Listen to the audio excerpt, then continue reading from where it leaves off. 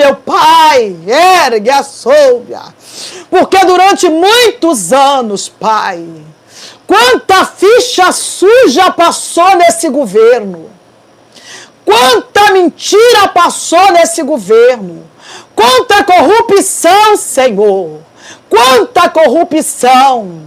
Pai, o povo ficou desacreditado, a mentira... Acredito que assim como eu, você já ouviu falar de alguém que profetizou, ou contou uma visão, ou passou uma revelação para o presidente, para a nação, para um pastor, para um membro, para alguém. A pessoa chegou e profetizou algo. Isso é uma das coisas que mais tem acontecido no YouTube. Muitos, mais uma multidão de profetas estão profetizando dia e noite no YouTube. A questão não é se cremos ou não nas profecias. Essa não é a questão, porque eu creio com todo o meu corpo, a estrutura óssea, com a carne, com as células. Eu creio com toda a minha alma, espírito e corpo nas profecias. Ou seja, eu acredito em tudo que é de ordem espiritual, referente a Deus, de acordo com a Bíblia. Porém, não é esse o teor do vídeo de hoje, o conteúdo de hoje. Não. A realidade aqui é como nós identificarmos se ela é ou não de Deus, se Deus está ou não nessa profecia. Essa visão quem deu foi Deus ou não? Essa é a questão. Porque, afinal de contas, embora a gente goste dos nossos profetas, a gente goste daquelas pessoas que são queridas, que profetizam para nós, que falam da parte de Deus para a nossa vida, nós precisamos saber se eles estão sendo dirigidos por Deus. Quando você vê um profeta que é questionado, que é indagado, e ele se aborrece, ele se ira, ele amaldiçoa as pessoas, você já fica ciente que esse profeta, ele não é de Deus. Esse profeta não está trabalhado o suficiente para aprender a sofrer calúnia, difamações, críticas ou meros questionamentos. Porque se eu não posso ser questionado acerca daquilo que eu falo, sendo que o questionamento não é uma afirmação. O questionamento ele vem seguido exatamente porque há uma dúvida com relação às pessoas para com a minha profecia. Se eu estou profetizando e sou questionado, não é errado. Se eu sou o profeta, eu preciso dar conta da profecia. Eu preciso sustentar a profecia.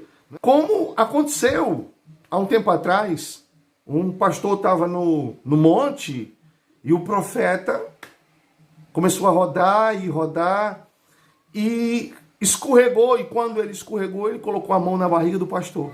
E disse: eis que te digo, minha serva, é um varão.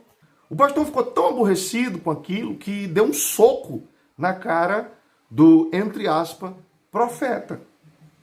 É por isso que eu estou falando sobre isso, porque de fato essas coisas existem, né? Outro monte tinha um rapaz e os irmãos estavam orando ali, fervorosos, e um irmão foi orando e colocou a mão na cabeça de um rapaz que tinha o cabelo comprido. De olhos fechados, ele disse: minha serva, eis que te digo, o teu varão está vindo. E olha o conflito que deu.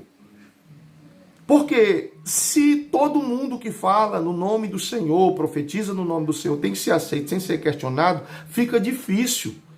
Porque tem gente mal intencionada no meio do povo de Deus. Tem gente que é mentiroso, é pilantra, é bandido, que não teme. Nós precisamos saber quem ouvir. Quem de fato está profetizando por Deus ou não. Quem é de Deus e quem não é. Nós precisamos saber disso. O que disse Paulo escrevendo aos Tessalonicenses no capítulo 5, versículo 20? Ele diz assim: não desprezeis as profecias, julgai todas as coisas, retende o que é bom. Você ouve uma profecia, você vai analisar aquilo. Vai analisar se aquilo está batendo com a Escritura ou não, com o que Deus falaria ou não, se é uma palavra específica para aquele momento. Você vai analisar ali a realidade, o contexto, a Bíblia, né? O profeta em si, qual o histórico dele, se você conhece, se você já ouviu falar, tudo isso é importante. Quantas pessoas terminaram seus relacionamentos? Quantas pessoas fecharam empresa? Quantas pessoas pararam de fazer certas coisas na vida porque receberam uma profecia, dizendo Deus disse que não era isso. E aí logo depois aconteceu uma reviravolta na vida da pessoa e não era de Deus, não era Deus quem tinha falado. E agora, como contornar? Quem vai assumir a responsabilidade na vida dessas pessoas? A profecia era bíblica, nós não podemos recusar a profecia. Nós apenas temos que examinar. Esse é o papel do crente bíblico, o crente coerente, o crente que ama Jesus, o crente que está preocupado com a sua vida espiritual e com a vida espiritual dos outros. Imagina, tem gente mal intencionada e às vezes a gente não sabe. Você está inocente na situação e o mal intencionado está ali. Ele vai criar um cenário hipotético, vai colocar você dentro e vai profetizar o que você quer ouvir. Você vai aplaudir e dizer: se é de Deus. Na verdade, ele apenas te julgou conforme a sua aparência. Ele apenas descreveu um cenário que você poderia estar dentro, te conduziu, falou coisas que te emocionou, colocou palavras na sua boca e você se empolgou. Eu admiro muito na Bíblia o profeta Eliseu. O profeta Eliseu, ele viveu um momento na história dele onde ele estava no monte com seu servo, seu discípulo, e no momento em que a mulher chega diante dele e ele diz assim: eu vejo que ela está aflita, mas o Senhor não me revelou nada. Esse é um profeta, é uma atitude muito honrada, muito plausível, muito digna desse homem em reconhecer que Deus não está lhe falando nada, em não tentar forçar a barra para impressionar a mulher, que Deus estava com ele. O ego do ser humano é muito traiçoeiro. Você pode muito bem estar vivendo uma espiritualidade. Se o seu ego roubar a frente da sua espiritualidade, quem vai dominar é ele. Você vai estar utilizando ali seus recursos espirituais com seu ego no trono. E isso pode lhe causar danos futuros. Por isso que é necessário ter cuidado com relação a essas coisas. A Bíblia nos recomenda isso. Olha o que a Bíblia diz lá em 1 Coríntios capítulo 14, versículo 29. Falem 2 ou 3 profecias e os outros julguem. Isso é recomendação bíblica.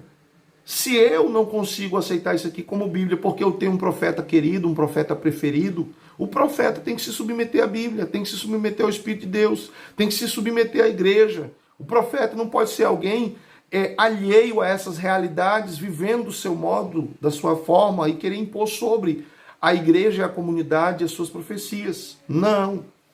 Deuteronômio 18, 22 diz assim, ó: quando o profeta falar em nome do Senhor, e essa palavra não se cumprir, nem suceder assim, esta é a palavra que o Senhor não falou, com soberba o falou aquele profeta. Não tenhas temor dele. Essa é a recomendação da Bíblia. Quando o profeta profetizar e não acontecer, você não precisa ter medo dele. Porque ele, na verdade, não é de Deus. Falou pela sua carne. Ele falou por conta. Deus não falou na sua boca.